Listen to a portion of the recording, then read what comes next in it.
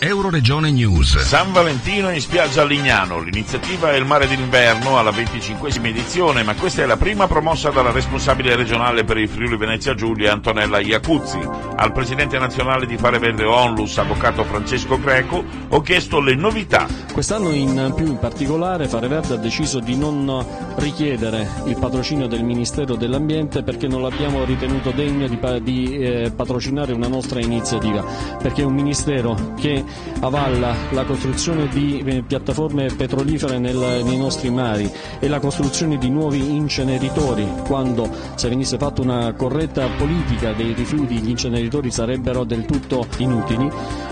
Non abbiamo ritenuto che possa essere compatibile con le iniziative di Fare Verde. Inoltre l'iniziativa quest'anno ha ricevuto il patrocinio della Commissione Europea Rappresentanza per l'Italia, a dimostrazione della validità di un impegno che con i suoi 25 anni dimostra la continuità, in assenza totale di padrini alle spalle, di sensibilizzare con attenzione, volontà e costanza i cittadini su un corretto rapporto con l'ambiente. Dal Medio Friuli per Euroregione News, Marco Mascioli. I nostri servizi sono disponibili su internet all'indirizzo www.euroregionenews.eu.